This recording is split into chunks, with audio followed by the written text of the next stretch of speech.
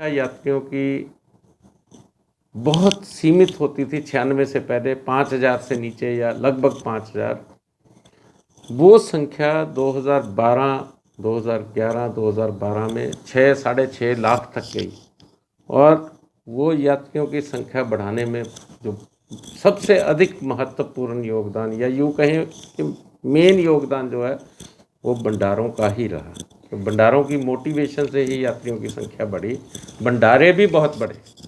सबलों के महासचिव होने के नाते आप भंडारों की जो अहमियत है, उनकी भूमिका है, उस पर आप बहुत विस्तार से बात कर रहे हैं। लेकिन साथ ही साथ कुछ भंडारों पर ऐसा आरोप भी है कि वो इसकी आड़ में अपना जो क्या कहें कि व्यापार भी करने का प्रयास करते हैं। तो क्या ऐसी बातें भी आपकी नॉलेज में हैं और उनको ठीक करने के लिए क्या प्रयास किए हैं? बलराम जी, देखिए, हर एक तालाब में कोई ना कोई गंदी मछली भी हो सकती है।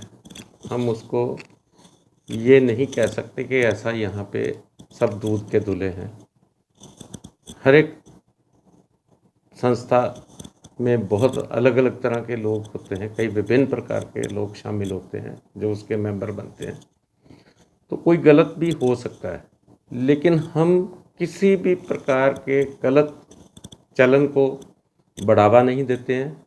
और जब हमारी मीटिंगें होती हैं तो उसमें हम सभी को आह्वान करते हैं कि हमें एक अपना चरित्र बनाना है, दिखाना है, हमने आदर्श स्थापित करने हैं, हमारे ऊपर कोई लांछन ना लगे, इस बात का हमें विशेष ध्यान रखना। हमने जो सेवा करनी है वो सेवा ध्यानपूर्वक जिम्मेवारी के साथ करनी है, ताकि जो इस तरह की कोई भी बात नहीं आए जो कष्ट देती है। हमें ऐसा कोई काम नहीं करना चाहिए। इसके साथ ही श्राइन बोर्ड में भी कुछ अधिकारियों पर ऐसा आरोप लगते हैं कि उनकी कहीं सांठ-गांठ है, कोई चाहे हेलीकॉप्टर टिकटिंग का मामला हो, हैंडलिंग का मामला हो, कंपनीज़ को लाइसेंसिंग का मामला हो। तो इस तरह की बातों पर भी कभी सब लोग का ध्यान गया है? बिल्कुल सब लोग के ध्यान में है। ये विशेष तौर पे जो हेलीकॉप्टर की टिकट्स है, इसमें पारदर्शिता का अभाव है। एडवांस में कितनी टिकट्स की बुकिंग हो रही है ऑनलाइन, किसी को मालूम नहीं है। ऑन दी स्पॉट कितनी टिकट्स यात्रियों को मिलेंगी, इसका कोई पारदर्शिता नहीं है, कोई पहले से ऐलान नहीं रहता या पब्लिक को मालूम नहीं रहता। वहाँ प्रायोरिटी स्लिप्स के नाम पे ये कहने में कोई शायद अतिशयोक्ति नहीं होगी कि टिकटों की ब्लैक होती है, हेलीकॉप्टर टिकटों की, उसकी आड़ में वो भी कोई नियम तय नहीं है कि किसको प्राथमिकता के आधार पर हेलीकॉप्टर की टिकट मिलेगी और किसको नहीं मिलेगी। वहाँ पर डिस्क्रिशन है अधिकारियों की, जिसको मर्जी वो चाहें तो 10 टिकट दे दें, 20 टिकट दे दें, 50 टिकट दे दें, 100 टिकट दे दें, नहीं तो एक भी ना दें। जो वहाँ पे विंडो खुलती है ऑन दी स्पॉट की, वो दिखावा मात्र होता, थोड़ी सी टिकटें बांटी जाती हैं, विंडो बंद हो जाती है। अब अगर बात करें, शुरू में 12,000 रुपये तक टिकट थी बालटाल गुफा से वापसी की। ये भी यात्रियों से जुड़ा मसला था, जिसको सैबलों ने बहुत ऊंची आवाज़ में उठाया, और आज आपके सामने टिकट वो 3,000 रुपये तक, 3200 के आसपास, 12,000 से 3200 आई है, बावजूद इसके कि 10 साल हो गए इस बात में। हम यात्रियों से जुड़े हर मुद्दे को उठाते हैं, जहाँ भी उनके साथ कहीं लूटपाट होती है, कहीं उनसे ज्यादती होती है, उठाते भी हैं, उठाते भी रहेंगे। और ये मुद्दा श्राइन बोर्ड से हमने इसको अब गंभीरता के साथ लेना है। अभी इस यात्रा में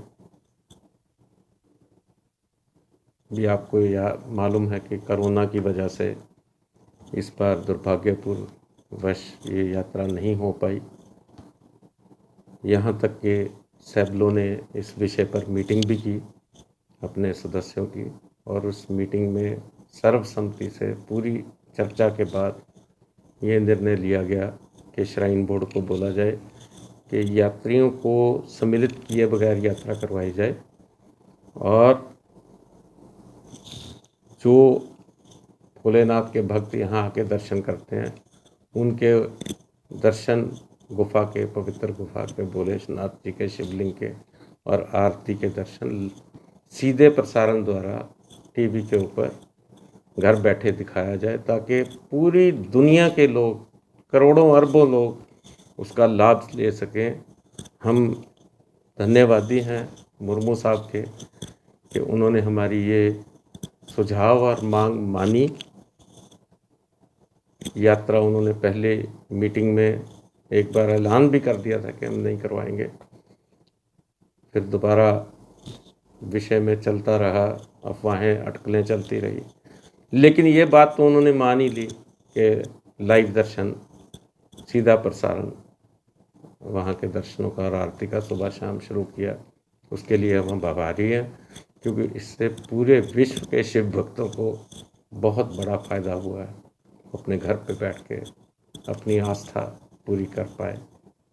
अंतिम सवाल, 2008 में जब एक आंदोलन हुआ, वो आंदोलन नतीजतन हुआ था क्योंकि जम्मू कश्मीर की उस समय की सरकार ने श्राइन बोर्ड के नाम जो यात्रा क्षेत्र की भूमि है वो अलॉट की थी, ताकि वहाँ पे कुछ जो सुविधाएं हैं उनके लिए परमानेंट स्ट्रक्चर्स खड़े किए जा सकें। ये हर साल जो नए सिरे से पूरी तैयारी की जा सकती है, की जाती है, उसमें मदद मिल सके कि अगर परमानेंट स्ट्रक्चर होंगे तो वहाँ पे मतलब अच्छे से सुविधाओं का जो है ज़्यादा से ज़्यादा सुविधाएं दी जा सकती हैं, शौचालय की सुविधाएं हो सकती हैं, इवन भंडारों के लिए भी जो बार बार शेड लगाने पड़ते हैं उसका भी स्थायी प्रबंध हो सकता है। तो उस संबंध में आज, उस समय तो इसलिए यह विषय विवाद का विषय बना क्योंकि तब 370 भी थी, विशेष दर्जा था कि बाहर के लोग आएंगे तो उनको भंडारे वाले, क्योंकि ज़्यादातर बाहर के हैं, तो उनको परमानेंट स्ट्रक्चर वो बनाएंगे तो कहीं ना कहीं कब्जे की भावना हो जाएगी।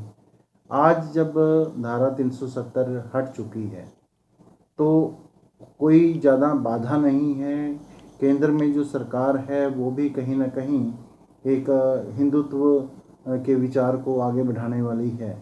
ऐसे में आप इसके बारे में क्या सोचते हैं? आपने बहुत ही महत्वपूर्ण विषय पर सवाल पूछा है। मैं बलराम जी आपको ये बताना चाहूँगा कि श्राइन बोर्ड का जो गठन हुआ उसके जो मुख्य उद्देश्य थे, उनमें एक मुख्य उद्देश्य ये था कि यात्रियों के रात्रि विश्राम का प्रबंध करना, उनके लिए भोजन की व्यवस्था करनी और उनको अपनी पूजा अर्चना निर्विघ्न तरीके से कर सकें, इसके लिए व्यवस्था करनी है। ये मुख्य उद्देश्य थे। जो रात्रि विश्राम का प्रबंध का विषय था, ये सबसे प्रमुख बात थी, लेकिन इसके ऊपर अमली जामा नहीं पहनाया जा सका, अमल नहीं किया जा सका, क्योंकि भूमि पे अधिकार नहीं था श्राइन बोर्ड का। यही हम हमेशा मांग करते रहे कि श्राइन बोर्ड को उसी तरह के अधिकार मिलने चाहिए, अमरनाथ जी श्राइन बोर्ड को, जैसे कि अधिकार श्री माता वैष्णो देवी श्राइन बोर्ड में मिले हुए हैं। वहाँ पे पक्की सराएं बनी हैं, धर्मशालाएं बनी हैं, यात्रियों को पक्की बिल्डिंगों में, लेंटर वाली बिल्डिंगों में ठहरने की व्यवस्था है। यही मांग सैबलो करती आई है कि यहाँ भी उसी तरह से पक्के स्ट्रक्चर बने, धर्मशालाएं बने, यात्रियों को सुरक्षित ठहरने की व्यवस्था हो।